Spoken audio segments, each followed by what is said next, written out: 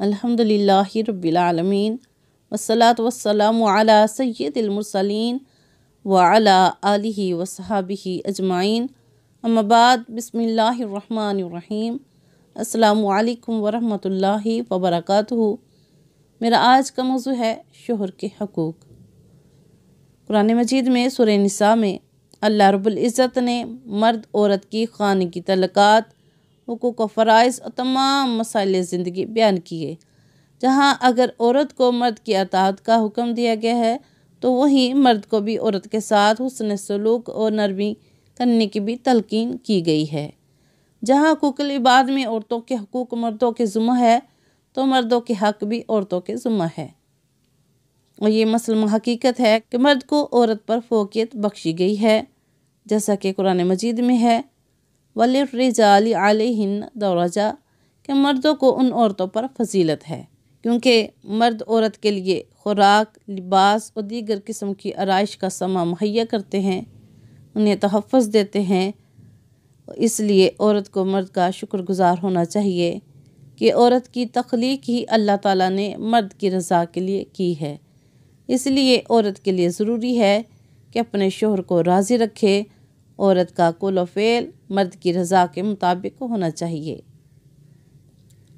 سنن نسائی شریف کی حدیث پاک میں ہے، حضرت ابو ہریرہ رضی اللہ تعالیٰ بیان کرتے ہیں، عرض کی گئی یا رسول اللہ صلی اللہ علیہ وسلم کون سی عورت زیادہ بہتر ہے؟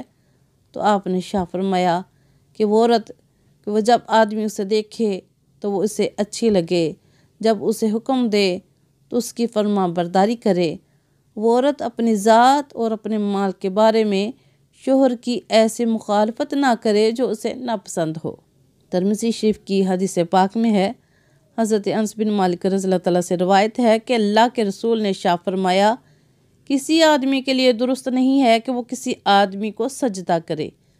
اگر کسی آدمی کا کسی آدمی کے لیے سجدہ کرنا درست ہوتا تو میں عورت کو حکم دیتا کہ وہ اپنے شوہر کو سجدہ کرے، اس لیے کہ اس کا حق بہت بڑا ہے۔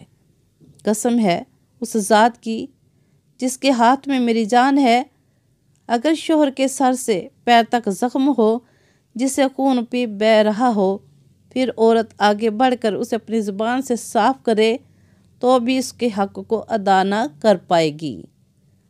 قیامت کے دن عورتوں سے نماز کا سوال ہوگا سب سے پہلے، پھر شوہر کا حق ادا کرنا پوچھا جائے گا۔ ابن ماجہ کی حدیث پاک میں ہے، نبی کریم علیہ السلام نے ارشاد فرمایا، مومن کے لیے اللہ تعالیٰ کے تقوی کے بعد نیک بیوی سے بہتر کوئی شے نہیں۔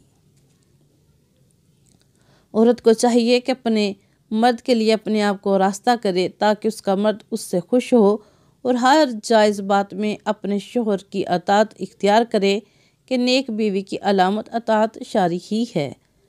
ابن ماجہ کی حدیث پاک میں ہے، نبی کریم علیہ السلام نے ارشاد فرمایا، مومن کے لیے اللہ تعالیٰ کے تقوی کے بعد نیک بیوی سے بہتر کوئی شے نہیں ہے۔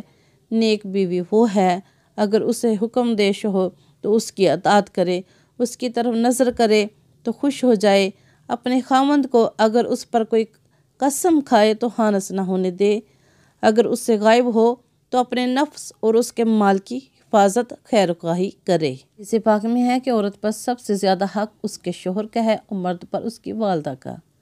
عورت نفلی عبادات بھی مثلا نماز روزے کی ادائیگی اپنے خاوند کی اجازت کے بغیر نہیں کر سکتی۔ رمضان شریف کے روزے کے علاوہ اگر بغیر اجازت روزہ رکھے گی تو اس کو گناہ ہوگا اور شوہر کو اس روزے کا ثواب ہوگا۔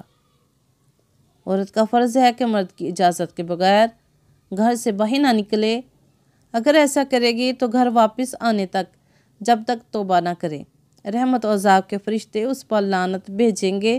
عرض کی گئی کہ اگرچہ شوہر ظالم ہی ہو، فرمایا کہ چاہے ظالم ہی ہو، ہر مباجی جسے شوہر منع کرے اس کا ماننا عورت پر واجب ہے۔ نبی کریم علیہ السلام کے زمانہ اقدس میں ایک شخص سفر پر گیا، اپنی بیوی کو تاکید کر گیا کہ گھر سے باہر نہ نکلنا۔ اتفاق کی بات کہ اس عورت کا باپ بیمار ہو گیا تو اس نے نبی کریم علیہ السلام سے باپ کی بیمار پرسی کی اجازت مانگی، تو آپ نے فرمایا کہ اپنے خاوند کی اطاعت کر۔ تو اس عورت نے اپنے خاوند کی کہنے کی اطاعت کی और घर से ना निकली। फिर उसका बाप मर गया। अब की औरत ने नबी करीम अलैहिस्सलाम से इजाज़त मांगी तो आप सल्लल्लाहु अलैहि वसल्लम ने शाह फरमाया अपने खामद की इताअत कर। आपने फरमाया कि घर से ना निकलना। तो औरत ने अपने खामद की बात की इताअत की और घर से ना निकली। इस पर नबी करीम अलैहिस्सलाम ने शाह फरमाया कि तूने अपने खामद की चूँकि इताअत की, इसकी बरकत से अल्लाह ताला ने तेरे बाप की मग़फ़िरत फरमा दी है। सुभान अल्लाह। इताअत गुज़ार औरत जिस दरवाज़े से चाहे जन्नत में दाखिल हो सकती है।